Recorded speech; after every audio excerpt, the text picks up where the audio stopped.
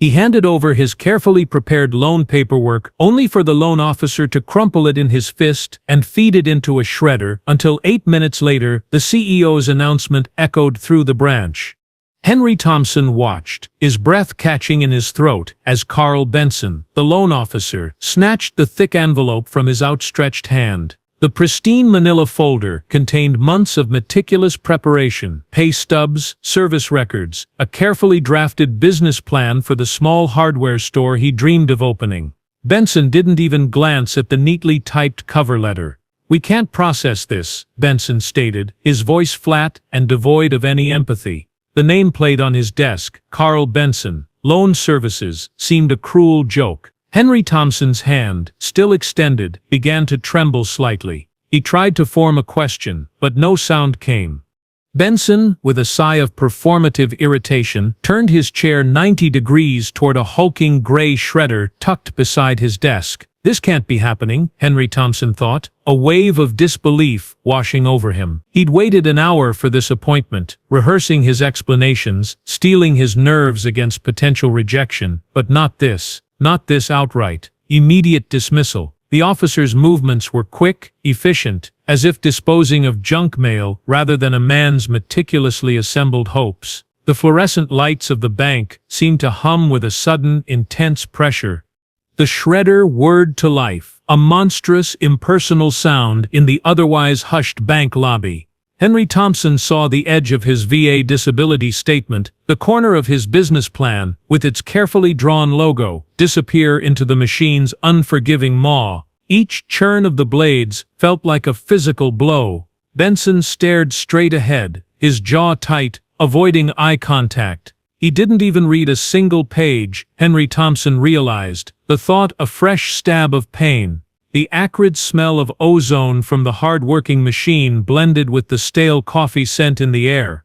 A choked sound finally escaped Henry Thompson's lips. But why? His voice was raspy, barely a whisper. His hands, liver-spotted and calloused from years of service and work, clenched into fists at his sides. "I served my country for 30 years. 30 years. And this is the respect I get? Begging for a chance?" Benson didn't answer, his attention fixed on the destruction of the documents. The loan officer's clipped breaths were audible as he fed the last of the crumpled file into the machine. The finality of the act was brutal. Around them, the normal rhythm of the bank had subtly altered. A woman in the next line, later identified as Martha Washington, gasped softly, her hand flying to her mouth. Another customer, a young man named Devin Adams, furrowed his brow, his thumb hovering over his phone screen. Whispers began to ripple through the queue of people waiting for tellers. "Did you see that? He just shredded the old man's papers." The tension was a palpable thing, coiling in the sterile air. Henry Thompson felt a hot flush creep up his neck, his ears burning with shame. Before we continue with the story, be sure to let us know where you're watching from and what time it is in the comments. We love learning about our viewers. Now let's get back to the story. Carl Benson pushed the now empty crumpled folder remnants into the trash bin beside the shredder with the toe of his polished shoe. He swiveled back to his desk, grabbed a sanitizing wipe, and meticulously cleaned his hands. Next he called out, his voice loud and dismissive, as if Henry Thompson had already vanished.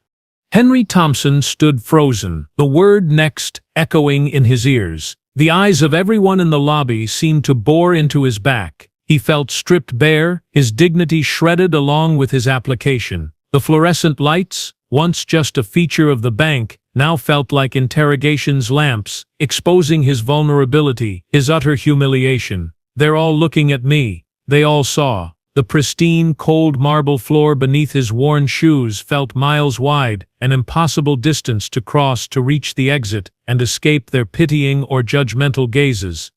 He fumbled for the handle of his old scuffed briefcase on the floor beside him, his knuckles brushing against the worn leather. It contained copies, of course, but that wasn't the point. The act itself, the deliberate, public destruction, was what wounded him so deeply. The briefcase, usually a symbol of his order and preparedness, now felt like a container of useless hopes. He clutched it to his chest, a flimsy shield against the room's sudden hostility. "Just breathe. Don't let them see you fall apart." With leaden feet, Henry Thompson turned. His shoulders stooped far more than his 60-odd years usually dictated. Each step towards the large glass doors of the bank felt like wading through thick mud. The whispers didn't stop. If anything, they seemed to grow, a low murmur that followed him like a swarm of unseen insects. He could hear a distinct tick from somewhere behind him, a sound of disapproval that offered no comfort, only underscored his shame. Get out. Just get out. He didn't dare look back. He finally reached the bank's imposing double doors, his hand shaking as he pushed the heavy brass bar. For a fleeting second, he paused, his gaze drawn irresistibly back towards the loan officer's station. Carl Benson was already leaning into his next client, a younger couple, a practiced, almost charming smile plastered on his face, completely oblivious to the storm of emotion he had unleashed. Henry Thompson pushed the door open, the cool outside air a slight balm on his heated skin, just as the shredder's blades ground to a halt. The muted whirring of the shredder had ceased, but the image of his papers being devoured replayed relentlessly in Henry Thompson's mind. He found himself on a park bench just across the street from the bank, the briefcase resting heavily on his lap. He hadn't consciously decided to sit there. His legs had simply carried him, unknown to him. Devon Adams, the young man from the queue, had indeed been filming.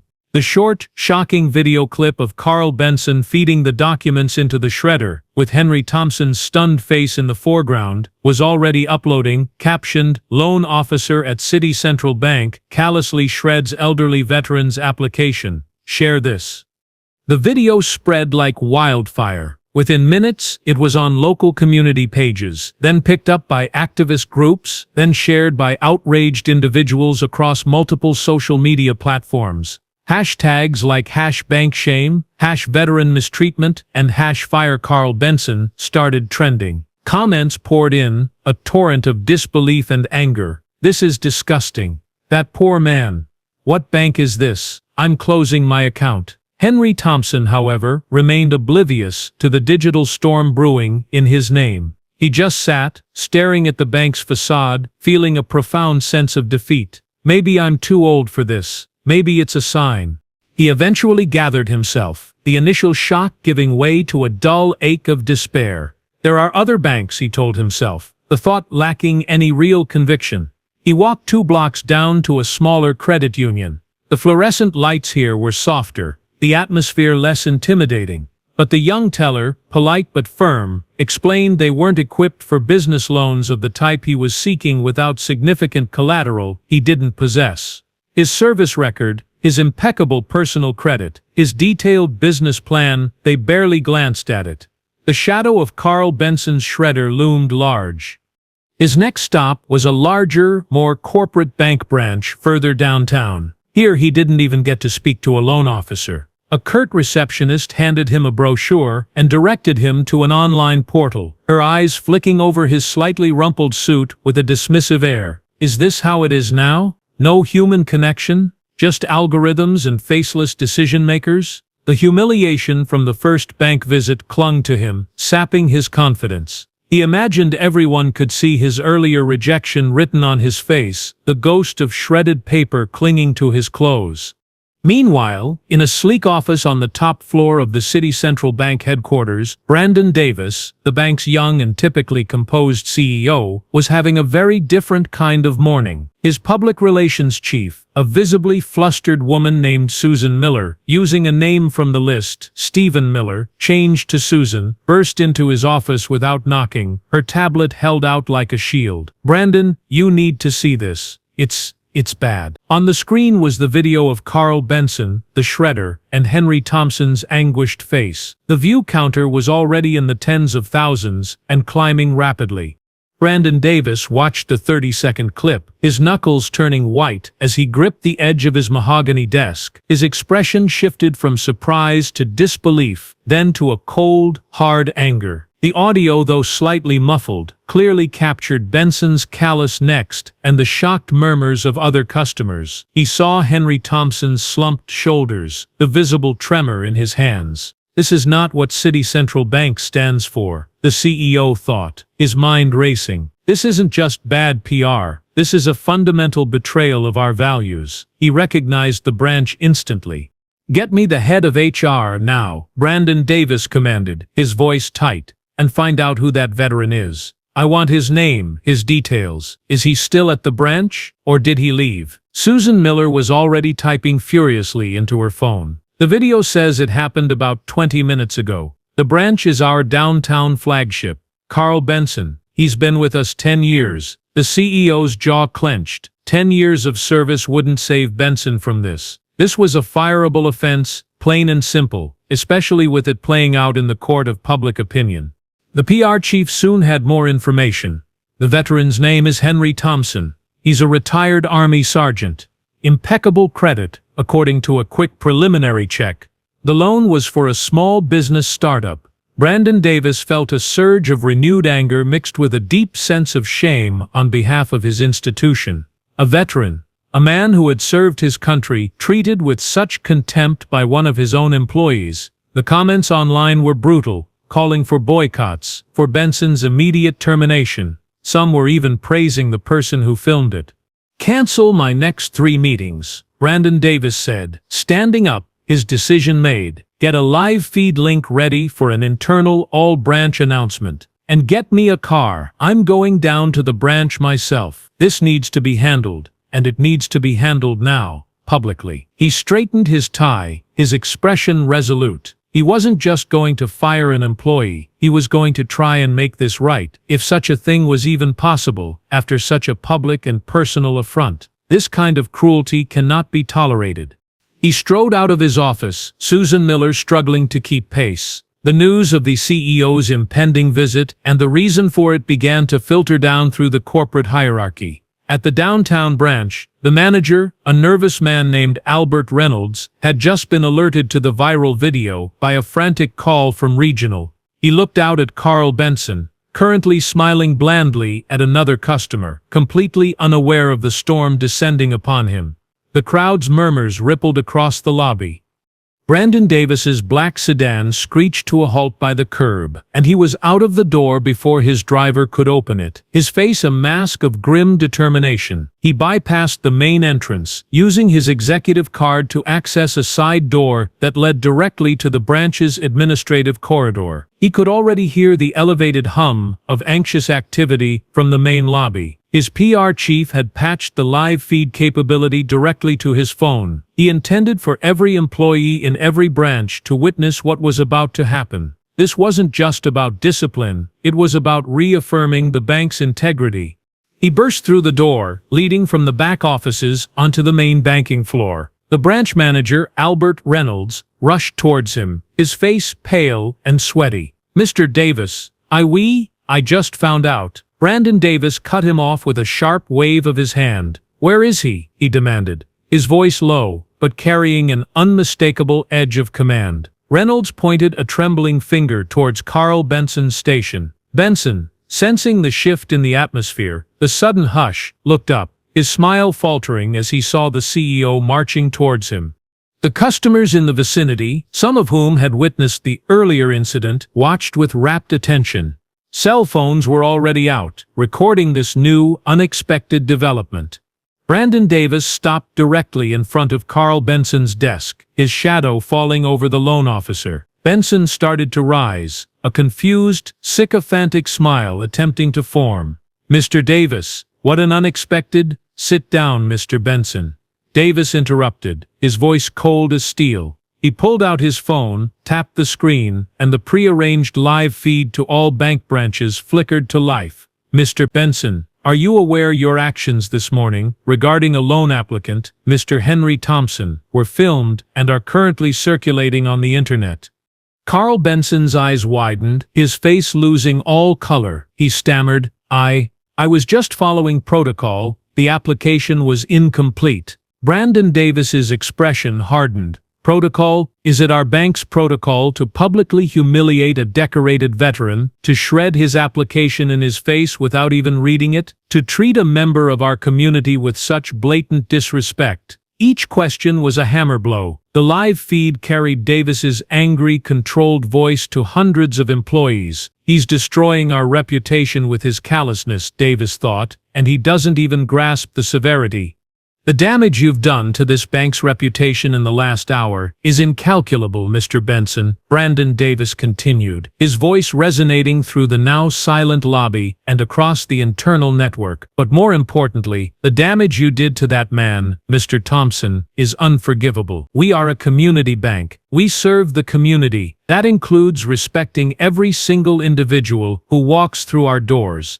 He paused, letting his words sink in. Carl Benson seemed to shrink in his chair, his gaze darting around like a trapped animal. He saw no support, only condemnation in the eyes of his colleagues and the watching customers.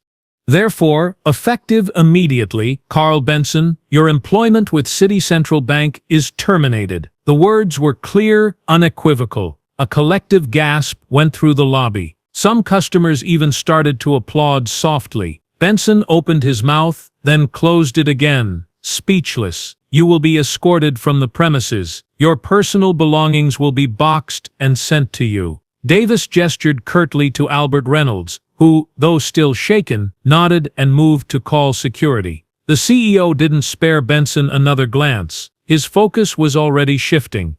To our employees watching, Brandon Davis said, now addressing his phone and the wider bank network, let this be a clear message. This institution will not tolerate such behavior. We will treat every customer with dignity and respect. That is my promise. He ended the live feed. He then turned to Susan Miller, who had located Henry Thompson sitting on the park bench opposite. Is Mr. Thompson still there? Susan nodded. He is, sir. Looks like he's just sitting. The CEO looked towards the entrance, a new resolve in his eyes. Brandon Davis walked across the bank lobby, the earlier tension now replaced by a stunned silence and then a ripple of murmurs, this time of approval. He pushed open the heavy glass doors, the same doors Henry Thompson had retreated through in shame just a short while earlier. He spotted the older man on the bench, his shoulders still slumped, the worn briefcase on his lap. Davis approached him quietly, respectfully. Mr. Henry Thompson, he asked, his voice gentle. Henry Thompson looked up, his eyes wary, tired. Sir, my name is Brandon Davis. I am the CEO of City Central Bank. He extended his hand. I came to personally apologize for the disgraceful way you were treated this morning by one of my former employees. There is no excuse for what happened. None whatsoever. Henry Thompson looked at the outstretched hand, then up at the CEO's sincere face, a flicker of surprise, then confusion in his own. He slowly took the offered hand. I don't understand, Thompson managed. What you experienced was a gross failure on our part, Mr. Thompson, and I am deeply sorry, Brandon Davis continued, still holding the veteran's hand firmly but gently. I would be honored if you would come back into the bank with me. I want to personally handle your loan application. We'll get you a coffee, sit down comfortably, and go through everything properly. No shredders, I promise. He then reached into his own pocket, retrieved a pristine new loan application folder and a pen, offering it to the astonished veteran. The CEO's footsteps echoed down the corridor.